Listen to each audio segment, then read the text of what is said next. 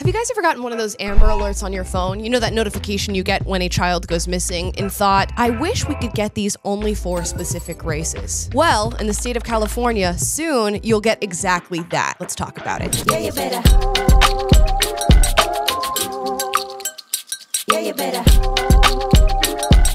Guys, before we get into this video, if you'd like to support the work I'm doing on this channel, I have a Patreon that is linked in the description down below. Consider becoming a patron. No pressure. Now we're gonna get straight into the news here. Here's a headline out of NBC News. California just created the Ebony Alert to find missing black children. If you're thinking this sounds an awful lot like segregation and preferential treatment, you'd be right. Let's continue. California's newly enacted Ebony Alert law is the first of its kind in the nation to prioritize the search for black youth gone missing. Governor Gavin Newsom signed Senate Bill 673 into law on Sunday, making California the first state to create an alert notification system similar to an Amber Alert to address the crises of missing black children and young women. The law, which will go into effect on January 1st, will allow the California Highway Patrol to activate the alert upon request from local law enforcement when a black youth goes missing in the area. So much like the Amber Alert that notifies you to missing youths below the age of 17 in your area, or the Silver Alert that lets you know when senior citizens have gone missing, this Ebony Alert is going to let you know when black people from the age of 12 to 25 go missing near you. This Ebony Alert is going to utilize highway signs, TV, social media, radio, and many other mechanisms in order to let you know information about missing black people. Now, you may be asking yourself, why is this necessary? Well, let's get a little bit into the weeds here. According to State Senator Stephen Bradford, quote, data shows that black and brown, our indigenous brothers and sisters, when they go missing, there's very rarely the type of media attention, let alone Amber Alerts and police resources that we see with our white counterparts. He goes on to say, we feel it's well beyond time that we dedicate something specifically to help bring these young women and girls back home because they're missed and loved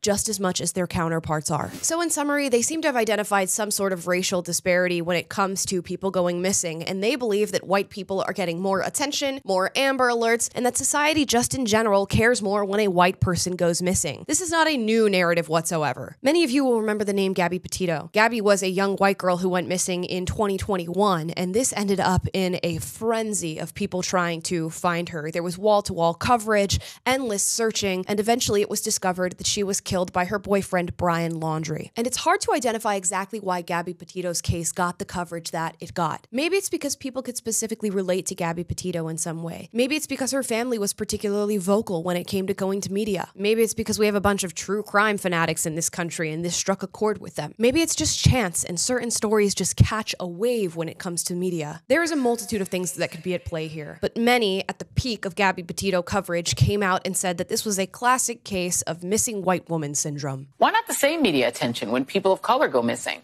Well, the answer actually has a name: missing white woman syndrome. They spun the narrative that the only reason Gabby Petito's case was getting the coverage it got is because she's white, and that people care more about white people, and specifically white women, when they go missing. Now, in general, I don't believe this to be true. For the most part, on an individual basis, I believe we are living in a post-racial America where people truly don't care all that much about race. In my opinion, most of the racism narratives that are spun and injected into the culture of this country come from typically progressive people who refuse to let the narrative that this country is racist go. But let's, for the sake of this discussion, assume that what they're saying in this article is true, that there is a massive disparity amongst black and white people missing, and the reason that disparity exists is racism. The media and law enforcement and anybody behind the Amber Alert system simply don't care about black and brown people that go missing. Is the solution discrimination in the opposite direction? I view this similarly to how I view affirmative action. We can recognize that yes, there was a disparity in education when it came to comparing white and black and brown students. Do we then fix that disparity by giving preferential treatment to black and brown people, by letting them get a leg up on white people in their applications and in academia? Not in my opinion. We do not fix past discrimination with current discrimination. To me, a law like this is utterly ridiculous. What are we going to do down the line when we need alerts for other races? Are we going to create a white alert? Are we going to create an Asian alert? Are we just going to separate every single race in our country? And then why not take it further? Why not use other identity characteristics? Why not just give alerts for women? Why not just just give alerts for bigger people? Why not just give alerts for those with disabilities? Do you see how maybe the solution is just taking every single case seriously and giving them the exact same treatment? What's even more interesting here is that there are many experts that are saying that the Amber Alert system isn't even an effective one. So now you've virtue signaled by creating an Ebony Alert system that's going to go into effect on January 1st, and it may not even fix the problem that you seem to have identified. And this is one of my biggest pet peeves when it comes to some of the foundations of leftist belief in this country. There are many disparities that exist nationwide, worldwide, and yes, some of those disparities happen along the lines of race. But if you see these disparities and you immediately jump to the narrative of racism and discrimination, you are handicapping yourself when it comes to finding a solution. In the realm of missing people alone, I can identify a lot of different reasons why certain cases might get more coverage than others. How quick family members and members of the community are in alerting law enforcement to that missing person, which is pivotal when it comes to Amber Alerts. What media connections the family has and how quickly they're able to get their story covered. How loud and unwavering that family is about hounding journalists when it comes to getting their loved ones' stories covered. Money and class can play a huge factor when it comes to how many connections you have, who you can pay to cover your story, how much time you can take off work to be diligent in finding your loved one. And sadly, I hate to say this, the details surrounding the disappearance can play a huge factor. In this true crime world that we now live in, some stories are just juicier than others, I guess, and more salacious, and that is what people like to hear about. None of this is good. None of this is justifiable. It's just to say that when you immediately jump to the narrative of racism, you're actually hindering yourself in finding a solution, because there are many other things that could be at play, and there are many other things that are always at play constantly in these cases. So congratulations to the state of California for creating a segregated alert system known as the Ebony Alert. I'm sure it's really going to solve the issue that you've identified. I think we all can agree that we want as many of these missing persons cases to be solved as possible, but race should not be at the forefront of our brains when it comes to this. The only logical way we should be using race in these cases is to identify the victim and the perpetrator, not to give preferential treatment to certain people and further segregate our society. We as a nation fought so hard to move ourselves out of a time of segregation. We started looking less at race and more at equality. So it breaks my heart to see us move back in the direction of segregation. This is not to invalidate some of the numbers that are given in this article. It's also not to invalidate the disparity that is seemingly identified here. It's just to say that this is not the solution. And as soon as we can all recognize that we need to reinvigorate the narrative of equality in this country rather than a narrative of equity, that will be when we've made true progress. But hey, those are just my thoughts. I would love to hear your thoughts on this new Ebony Alert system down in the comments below. As always, I encourage healthy debate, so if you disagree, duke it out, but do so respectfully. And if you like this video, like, subscribe, click the notification bell to be notified every single time I post for you guys,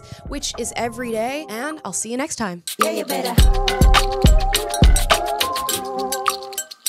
Yeah, you better.